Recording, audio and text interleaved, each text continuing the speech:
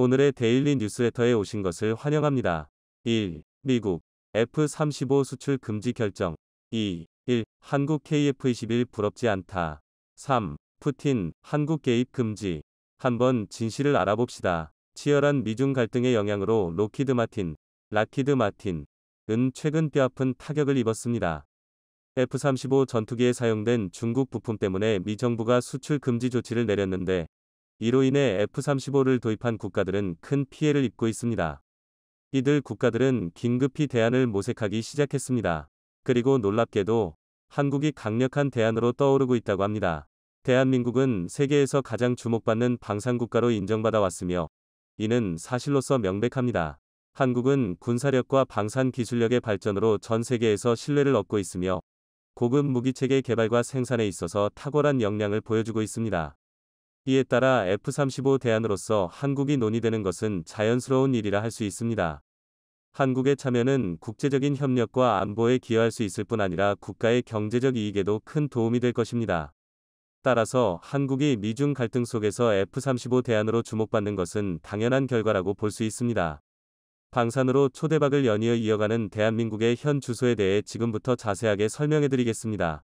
이제까지 승승장구하던 록히드 마틴의 추락 제임스 테이클릿 회장은 타는 속을 가라앉히기 위해 찬물을 들이켰지만 화는 진정되지 않았는데요. 미국은 최근 록히드 마틴의 주력 상품이자 차세대 전투기의 핵심 기종이라 할 수 있는 F-35에 대해 전면 수출입 중지 선언을 내렸습니다. 미국 정부가 갑작스럽게 내린 결정에 록히드 마틴은 제대로 대응할 틈조차 없었는데요. 대표적인 이유는 바로 부품에 있었습니다. 록히드 마틴이 생산하는 F-35 스텔스 전투기 부품 일부 중 중국산 원자재가 사용된 것으로 파악되자 미국은 즉각 인수를 중단하고 사태 조사에 나선 것입니다. 미 국방부 F-35 합동사업단의 러셀 고메이어 대변인은 조사에서 F-35 엔진의 터보머신 펌프에 사용된 자석이 국방부 조달 규정상 허가되지 않은 부품이라고 지적했고, 이 자석이 중국산 합금으로 만들어진 것을 지적했죠. 자석은 한유엘사가 제조하는 자석으로 사마륨 코발트 합금으로 만들어진 자석입니다. 히토류에서 압도적인 위치를 차지하는 중국답게 사마륨 코발트 자석의 주요 물질은 중국에서 비롯된 것들인데요. 국방 관련된 문제에 있어 중국산을 허용하지 않기로 결정한 미국 정부에게 있어 이는 심각한 문제였습니다. 자칫 잘못하면 중국의 물자 통제로 인해 미국의 국방력이 약화될 수도 있다고 생각했기 때문이죠. 결국 이 문제가 해결되지 않자 미국 정부는 칼을 빼든 것이죠. 전쟁으로 인해 특수를 누리고 있는 전투기 사업에 록히드 마틴은 빨간 불이 들어왔습니다. 그러지 않아도 코로나와 중국발 물류 동결 사태로 인해 제작 일정에 차질이 빚어져 전투기 전달에 애로사항을 겪었던 록히드 마틴은 수출 전면 중지 결정에 반발했습니다. 자석은 이미 다른 곳에서도 자주 사용되는 것들이고, 사마륨 코발트 자석은 다른 자석 제품으로 대체가 가능한 것들입니다. 그리고 핵심 기술과 직접적인 연관이 없는 제품이기에 록히드 마틴은 이런 결정을 취소해달라며 미국 정부에게 항의했죠. 그러나 F-35 전투기 부품 공급망을 조사하던 미국에서 또 하나의 중국산 부품이 발견되는 일이 벌어진 것입니다. 사출의자 부품에서 중국산으로 추정되는 물질이 발견되었다고 한 것인데요. 연이어 벌어진 중국산 부품 논란에 록히드 마틴은 결국 정부의 수출 중단 결정에 반발을 멈출 수밖에 없었습니다. 전체 부품에 대해 중국산 판별 검사가 들어가야 하는 상황에서 더 이상 미 정부의 화를 자극하는 것은 불리한 일이기 때문이죠. F-35의 중국산 부품 문제는 국제 정세에 큰 영향을 미쳤습니다. 특히 차세대 전투기 교체 사업을 벌이던 국가들에게 영향을 미쳤는데요. F-35 도입을 위해 큰 돈을 들인 국가들은 때 아닌 중국산 부품 논쟁으로 예정 도입일보다 훨씬 늦게 전투기를 받게 되었습니다. 러시아의 위협을 느끼고 있는 유럽은 즉각 이에 반응했죠. 특히 러시아에서 우크라이나 전쟁의 패배를 인정하지 않고 러시아 국민들을 상대로 동원령을 선포하는 한편, 핵무기 사용까지 고려하는 모습을 보이자 유럽 국가들은 더욱 초조해질 수밖에 없었죠. 네덜란드는 37기의 F-35를 이전받기로 결정해 도입을 기다리고 있으나 이번 사태로 인해 언제 인계받을 수 있을지 모르게 되었습니다. 한국 방산의 큰 고객인 폴란드도 F-35 도입을 2020년 결정했으나 이번 수출 중단 사태로 도입 시기가 늦춰졌죠. 스위스도 이례적으로 노후화된 공군 병력을 업그레이드하고 다가오는 전쟁의 위협에 무장해야 한다는 당위성으로 큰 돈을 들여 F-35 계약을 추진했지만 인도일이 늦어지는 바람에 스위스 내부에서는 큰 반발이 일어났습니다. 이미 F-35 도입에 대해 반대 여론을 펼쳤던 이들은 다시 세를 모으며 F-35 도입을 다시 고려할 것을 주문하는 한편 F-35 찬성 여론도 흔들리는 모습을 보였습니다. 올해 3월 F-35 도입을 최종적으로 확정지은 독일 역시 록히드 마틴의 중국산 부품 도입으로 인해 2025년 인계 받아야 할 F-35를 더 늦게 받게 되었습니다. 각 국가들은 플랜 B를 준비를 해야 했죠. 그리고 그 플랜 B로 떠오른 대체 기종이 바로 KF-21이었습니다. 첫 비행 이후 장마 전까지 7번 시험 비행을 성공적으로 마친 KF-21이 F-35를 대체할 만한 주력 기종으로 각광을 받은 것이죠. F-35는 뛰어난 성능과 실전 경험이 갖춰진 기종이기에 당연히 많은 국가의 러브콜을 받았고 한국도 F-35 구입에 열의를 보일 정도로 자타공인 최강의 전투기라 불려도 과언이 아닙니다. 그러나 이러한 평가에 흠이 가기 시작하고 여러 문제가 발견되어 많은 국가들 사이에서 F-35 도입에 대한 의구심이 번졌습니다. 특히 원래 약속했던 성능을 제대로 발휘하지 못한다는 점인데요. 이 부분은 미 의회에서도 제기된 의문입니다. 여러 의문들 중에서 가장 치명적인 것은 불안정한 롤링 부분인데요. 공중전에서 흔하게 일어나는 기동 제어가 일어날 경우 전투기 기체가 심하게 흔들리는 문제가 벌어진 것입니다. 당연히 고속 기동과 전투를 상정한 기체인 만큼 이 부분은 확실하게 문제 해결을 해야 함에도 불구하고 록히드 마틴은 사실과는 다르다는 반응을 보이거나 애써 문제를 축소하는 움직임을 보였죠. 결국 록히드 마틴은 소프트웨어 문제라는 점을 시인하고 이를 수정, 보완할 것이라는 답변만 남겼습니다. 스텔스 코팅과 수평꼬리 날개가 손상을 입을 수 있다는 문제도 있습니다. 마하 1.2 이상으로 비행할 경우 비행으로 인해 주요 기능인 스텔스 코팅이 벗겨질 수 있다는 문제 제기가 나온 것인데요. 록히드 마틴은 이 문제에 대해 놀랍게도 해결책을 찾을 예정이 없다고 말하며 이 문제는 마하 1.2 이상의 비행을 자제해 줄 것을 요청한 것입니다. 결과적으로 결함 때문에 원래 스펙 성능을 낼 수 없음에도 불구하고 록히드 마틴은 뻔뻔하게 이 문제를 고칠 생각조차 하지 않았다는 것이죠. 그 외에도 파일럿에게 순간적으로 심하게 가하는 중력 문제에 대해서도 압력 조절 시스템 개선 버전을 만들겠다는 말만 남기고 그 이후로 후속 조치를 하지 않았습니다. 자잘한 문제만 합쳐도 10가지는 넘어가는데요. 미 국방부조차 록히드 마틴의 F-35에 대해 공개적으로 결함 수정을 요구하는 사태에 이르기도 했습니다. F-35 프로그램을 담당했던 국방부 담당자는 블룸버그와의 인터뷰에서 공장 품질 문제가 지속적으로 발생하고 있다고 불만을 털어놓기도 했죠. 더군다나 문제는 해결되지 않았음에도 불구하고 가격은 세계 최강이라는 평가에 맞게 엄청난 가격을 자랑합니다. 평균적으로 9,460만 달러, 하나로 1,060억 원에 해당하는 가격인데요. 1대 기준으로 대략 1,000억 원이 넘는 가격을 자랑합니다. 개발도상국이나 대량의 무기를 한꺼번에 구입하길 원하는 선진국에서도 부담을 느낄 만한 가격인 셈이죠. 그렇기에 많은 국가들이 KF-21의 성능을 다시 살펴보며 F-35 계약 파기는 물론 KF-21 도입에 대해 진지하게 고민을 하고 있죠. KF-21은 4.5세대 전투기로서 우수한 전투 능력과 제공 장악 능력을 자랑하는 것도 모자라 국산 정밀유도 폭탄 KGGB은 물론이고 AIM-2000 무기를 탑재할 수 있어 화력면에서도 압도적인 성능을 자랑하는데요.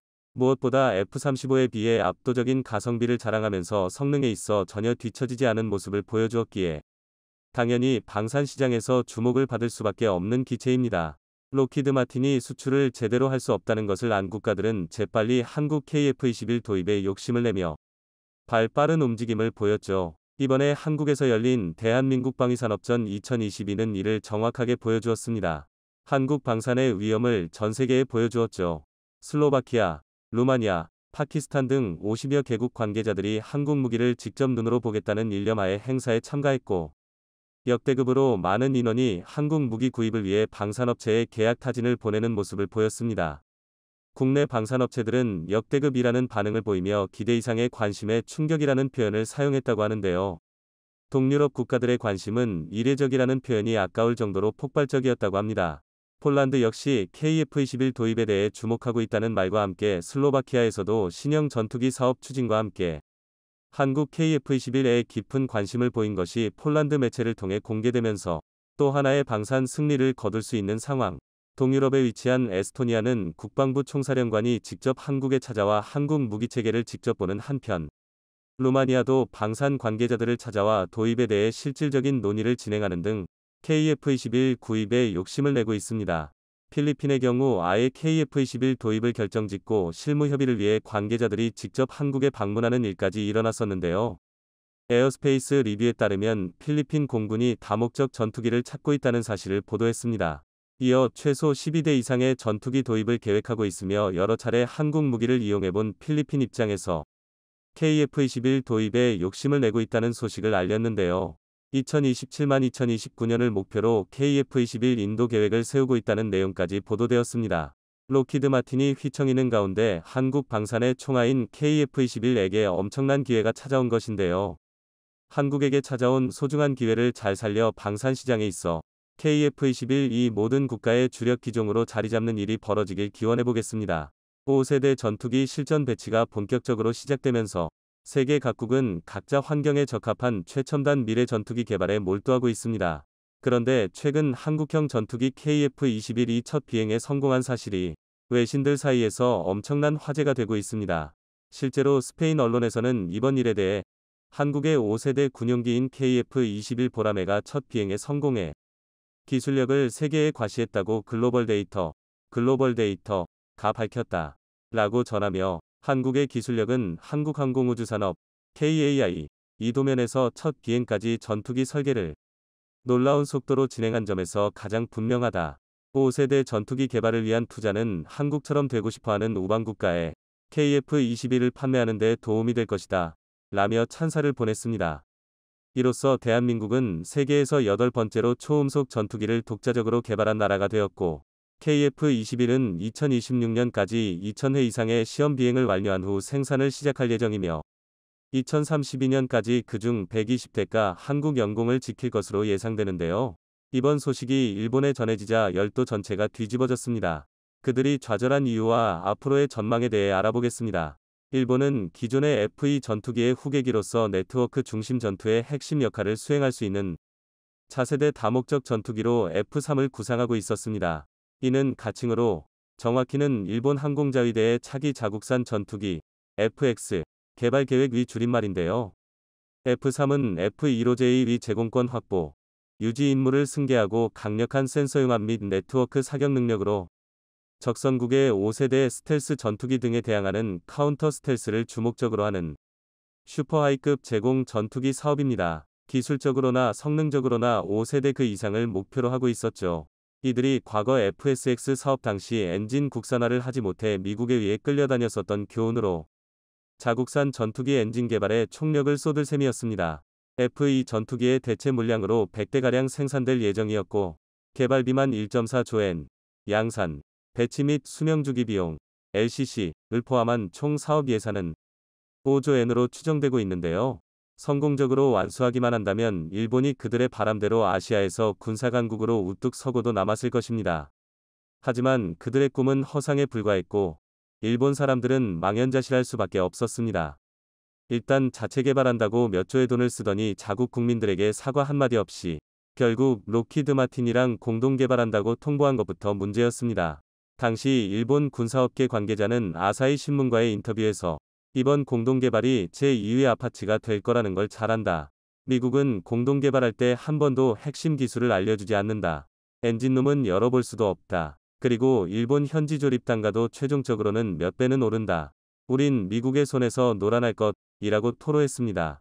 애초에 F-2 전투기의 후속 모델로 F-3 개발에 투자를 늘리며 적극적으로 6세대 전투기를 완성하기 위해 미쓰비시 중공업, 록히드 마틴이 함께 F-22와 F-35 스텔스 전투기의 기술적 하이브리드를 원했지만 막대한 예산과 미국의 완전한 기술 이전은 현실적으로 어렵다는 관측이 압도적입니다.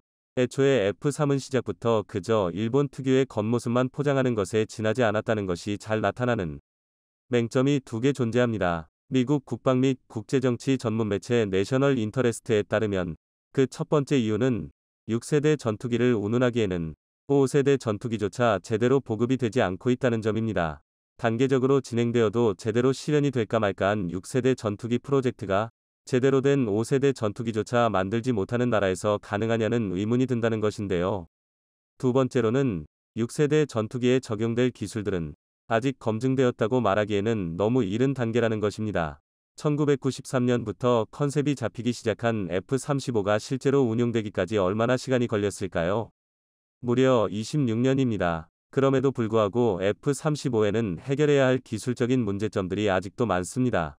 사실상 일본이 F-3이 한국의 KF-21처럼 자체 개발이라는 타이틀을 달고 나오는 것은 힘들다는 관측이 압도적입니다. 이에 일본은 자체적인 능력의 한계를 느끼고 FX 사업을 영국의 템페스트 사업과 아예 합치기로 결정했는데요. 실제로 7월 14일 로이터 통신은 일본의 FX 사업이 영국의 템페스트 사업과 한 개의 단일 프로젝트로 합쳐질 것이며 연말까지 합의될 예정이라고 독점 보도했습니다. 다시 말해 일본의 계획이 완전히 엎어졌다고 봐도 되는 상황에 한국의 이번 소식을 전해들은 일본인들은 겉만 번지르르했던 자국의 실태에 대한 실망감이 이루 말할 수 없었습니다. 이 때문에 그들은 일본 군사 전문가가 이번 상황에 대해 분석한 글의 댓글창에서 뜬금없이 한국을 비난하며 그 회포를 풀고 있습니다. 한국 최초의 국산 전투기 KF-21이 전략적 겸손이란? 이라는 제목의 글의 대략적인 내용입니다. 2022년 7월 19일 첫 비행에 성공한 한국 KAI의 신형 전투기 KF-21 보람에는 아시아에서는 중국에 이어 두 번째 국가가 되는 실용 스텔스기로 한국에 있어서는 최초로 전투기형부터 개발한 기념해야 할 기체입니다. 이 기계에 대해서는 성능도 성능이지만 다양한 점에서 일본이 주목해야 하는 포인트가 있다고 생각됩니다. 그 대표적인 점은 제조사인 KAI 스스로가 KF-21을 최신 세대기로 내놓지 않은 점입니다. 애초에 일본보다 먼저 실용 스텔스 전투기를 완성시킨 한국은 이전부터 군용기의 개발에 정진하고 있었습니다. 프로펠러 연습기의 KT-1을 1993년에 첫 비행시키고 2002년에 첫 비행한 연습기 T-50은 경공격형의 FA-50도 포함해 필리핀, 이라크 등 4개국에 수출한 실적을 보유하고 있습니다. 그리고 이번에 처음 비행한 KF-21에 대해 KAI는 성능면에서 전투기의 세대 구분을 성능에 플러스 알파가 있다고 하면서도 제4.5 세대라고 칭하며 보잉 F/A-182, F 슈퍼호넷과 유로파이터 타이푼과 같은 4.5 세대 전투기와 F-22 랩터, F-35 라이트닝 이와 같은 제5세대 전투기 사이의 능력을 가진다고 설명하고 있습니다. KF-21을 4.5 세대로 정의하는 것은 웨폰베이를 사용하지 않아서일 수 있습니다.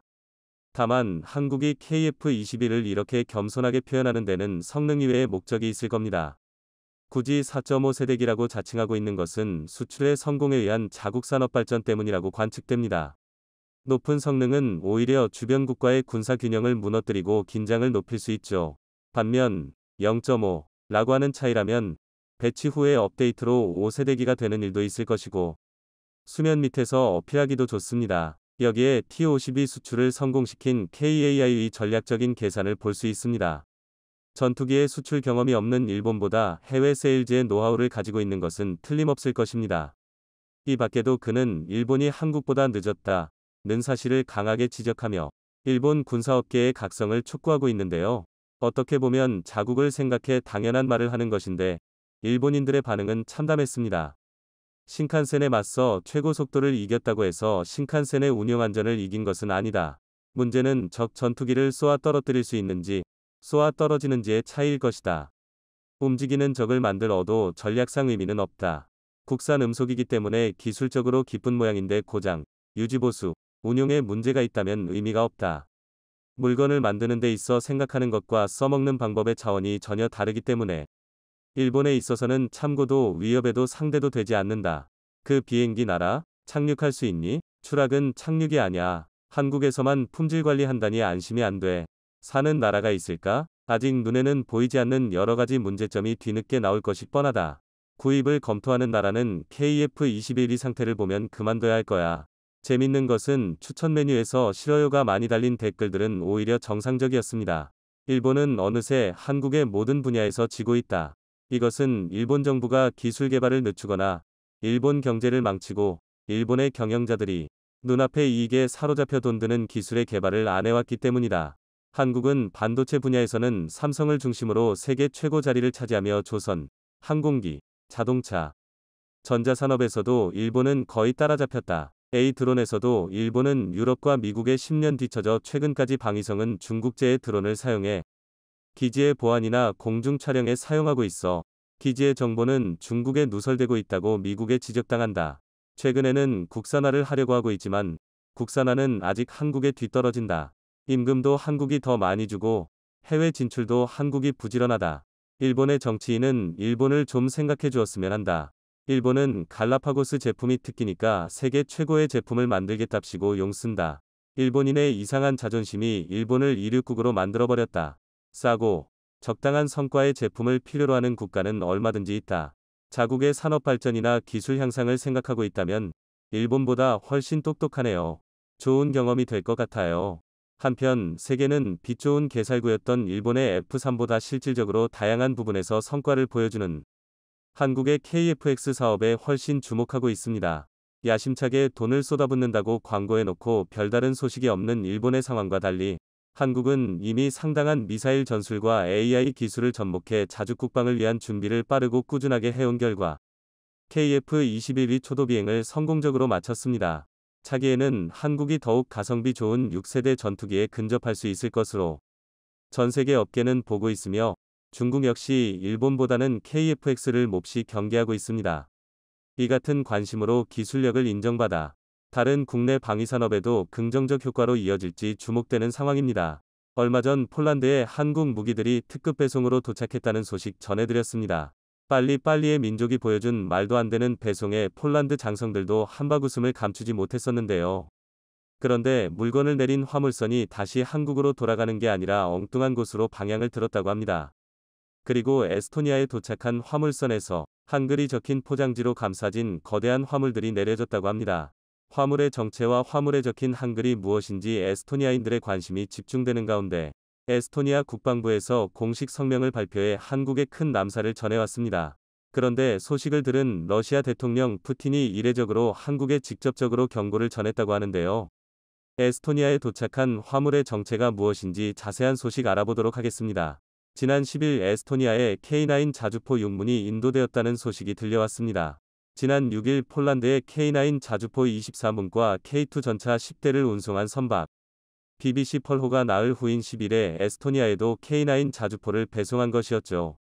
에스토니아는 발트 3국 중 최북단에 위치한 국가로 남쪽으론 라트비아, 북쪽으로는 핀란드 그리고 동쪽으로 니은 러시아와 맞닿아 있는 나라입니다. 한국에서는 인지도가 낮지만 의외로 친한 성향을 가지고 있는 국가인데요. 발트 3국 중 유일하게 남한과 단독 수교하고 있는 국가이면서 북한을 가장 위험한 나라로 규정하고 국가라고 스인을 하지 않고 있습니다. 이 때문에 한국을 사우스 코리아 나 리퍼블릭 오브 코리아가 아닌 코리아라고 표기하는 몇 안 되는 국가 중 하나이죠. 또한 러시아의 지배를 받았던 적이 있어 반소련, 반러시아 감정이 심한 나라로 유럽에서 러시아 방첩 활동에 대해 가장 적극적으로 대응하고 있는데요. 그런 만큼 러시아의 우크라이나 침공에 민감하게 반응하며 러시아의 침공에 대비한 군사력 확장에 힘쓰고 있기도 합니다. 이러한 군사력 강화의 일환으로 에스토니아군은 지난 2020년 한국에서 K9 자주포 12문을 도입했었는데요.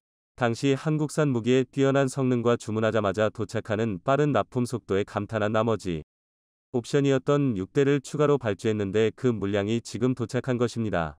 에스토니아가 보유한 K9 자주포는 이제 총 18문이 되었습니다. 대량 주문한 폴란드가 벌써 무기를 전달받는다는 소식에 우리건 1년 뒤에나 오겠구나 체념하던 에스토니아 국방부는 난데없는 크리스마스 선물에 올라가는 입꼬리를 감추지 못했습니다. 에스토니아 국방부 국방투자센터장은 K9 이 하역되는 영상을 올리며 올해는 산타가 일찍 왔다 며 즐거운 비명을 질렀는데요. 또한 한국에서 K9이 도착합니다. 멋지게 선물 포장돼 있네요. 현재 18대를 보유하고 있으며 향후 18대를 추가로 인도받을 예정입니다. 라고 K9을 구매한 수량만큼 추가 주문했다는 사실을 밝혔습니다. 에스토니아 네티즌들은 분명 저 배는 폴란드에 갔던 건데 왜 여기 있냐고 놀라움을 감추지 못했습니다. 그런데 하역되는 K9 자주포에 흰색으로 쓰여있는 글자들이 에스토니아 네티즌들의 호기심을 자극했는데요. 자세히 보면 하역되는 K9 자주포를 감싼 방수포에 한글로 에스토니아라고 쓰여있는 걸 볼 수 있습니다. 행여나 폴란드에 전부 내려버릴까봐 구분하기 위해 적어둔 것으로 보이는데요. 무슨 뜻인지 궁금해하는 에스토니아 네티즌들에게 한국 네티즌들이 한글로 에스토니아를 적은 것이라고 알려주기도 했습니다. 에스토니아 언론에서도 K9 자주포의 소식을 대대적으로 전했습니다. 에스토니아 국방부 장관은 K9 자주포 추가 구매에 대해 우리의 입장에선 최고의 품질을 최고의 가격으로 최대한 빨리 얻는 것이 중요했다 며 K9은 최선의 선택이었다고 밝혔습니다. 에스토니아 포병대대 지휘관인 앨런 레이드마 중령은 이러한 무기체계 K9 자주포 의 도입은 기존의 포병 무기체계에 추가된 중요한 요소이며 우리 군의 전투 능력에 크게 기여한다 고 말했습니다. 에스토니아군이 K9 자주포를 처음 도입했을 당시 에스토니아에서 특집 방송을 통해 K9 자주포가 얼마나 훌륭한 무기체계인지 전했는데요. 이번 주 초 국방부 중앙훈련소에서 포병대대의 K9 자주포 첫 시험 사격이 실시되었습니다. 제1여단 포병대대의 평시 주요 활동은 포병훈련을 실시하는 것입니다. 전투 상황에서 대대의 포병 중대는 간접 사격을 통해 전투 부대의 작전을 지원합니다. 이 무기의 좋은 점은 이전의 포병 체계와 비교할 때 훨씬 더 넓은 사정거리를 가지고 있으며 발사까지 도달하기 위한 반응 속도도 몇 배나 더 빠르다는 점입니다. 또한 이 무기는 사정거리가 넓고 우수한 방호 능력과 높은 기동성을 갖추고 있어 포병의 작전 수행 능력을 크게 향상시킬 수 있습니다. 게다가 진흙탕과 같은 거친 길은 물론이고 경사진 언덕에서도 아무런 문제 없이 기동할 수 있어 정말 만족스럽습니다. 이 무기가 우리 군의 작전 수행에 있어 큰 도움을 줄 거라고 확신합니다. 이렇듯 전방에서 실제로 운용하는 장교들과 병사들 사이에서 큰 호평을 받자 에스토니아 국방부는 이전에 구매했던 것만큼의 물량을 다시 주문하기로 결정했습니다. 이미 샀던 고객이 재주문을 했다는 소식만큼 제품의 품질을 보증해주는 것이 없죠. 폴란드에 이어 에스토니아까지 추가적으로 무기 구입을 해오며 한국산 무기에 대한 신뢰도가 높아지고 있습니다. 게다가 폴란드에 도착한 지 얼마나 됐다고 K2 흑표전차와 K9 자주포가 벌써 실전 배치를 마쳤다는 소식이 들려왔습니다. 초도 물량으로 인도된 K2 전차 10대는 폴란드의 20기계화 여단으로 전달되었다고 합니다. 20기계화 여단은 폴란드 동북부에 위치한 16기계화 사단 소속으로 러시아 칼리닝그라드와 국경을 접한 최전선이라고 할 수 있습니다. 한국 무기가 러시아를 겨누게 되었다는 소식에 푸틴의 간담이 서늘해진 것 같습니다. 푸틴은 한국이 계속 무기를 팔 경우 러시아와의 관계가 파탄날 수 있다고 경고했는데요. 또한 만일 우리가 북한에 무기를 판다면 한국은 어떻게 반응할 것인가 라며 북한에 무기를 제공할 수 있다는 식으로 협박을 해왔습니다. 푸틴이 직접 한국을 지목해 경고한 것은 매우 이례적인 일로 폴란드와 에스토니아를 비롯해 러시아 주변국들이 한국 무기로 무장하고 있는 상황을 심각하게 받아들이고 있는 것으로 보입니다. 폴란드 총리 마테우시 모라비에츠키는 K2 전차의 최전선 배치 소식을 전하며 러시아와 이웃한 모든 국가들은 러시아가 가하는 위협을 알고 있다. 우리는 그 누구도 폴란드를 공격하는 일이 일어나지 않을 정도로 강력한 군대를 갖기를 원한다. 고 말했습니다. 폴란드 육군은 향후 추가로 들여올 한국 무기들로 기계화 사단 전체를 싹 바꿀 계획이라고 합니다. 16기계화 사단은 지금까지도 소련에서 만든 T-72 전차와 일포츠와나 플라 전투보병차를 운용하고 있었는데 60년 된 장갑차를 타다가 한 세기를 넘어온 최신형 전차를 직접 타보고 감탄을 금치 못하고 있다고 합니다. 저는 정말 많은 전차를 봐왔지만 그동안 봤던 전차 중에 K2보다 더 나은 것은 본 적이 없습니다. 훈련된 탱크는 작업이 분리되어 훨씬 쉬워지고 적재 프로세스 자체가 확실히 T-72 전차에 비해 속도가 빨라집니다. 한국에서 교육받고 있는 승무원들도 이 전차에 대해 매우 높이 평가하고 있습니다. 그들은 전차를 조종하는 데 있어 직관적인 조종법과 무기가 장착 형식 등 모든 부분에 만족하고 있습니다. K2는 확실히 차세대 전차라고 할 수 있습니다. 이 전차에서 작전을 수행하는 것이 훨씬 더 편안하고 확실히 더 나은 능력을 보여줍니다. 이처럼 K2 전차를 직접 운용하게 될 폴란드 병사들은 K2 전차에 합격점을 주고 있습니다. K9 자주포 23문 역시 칼리닝그라드와 벨라루스와의 국경지대와 폴란드 북부 지역을 방어하고 있는 육군 제11포병연대에 배치를 마쳤습니다. 눈 내린 부대에서 K9 자주포 수대가 포신을 하늘로 향하고 나열한 가운데 마리우스 국방부 장관이 직접 참여하여 인도식을 진행했는데요. 마리우스 국방부 장관은 행사에서 다시 한번 한국 무기 도입의 의미에 대해 강조했습니다.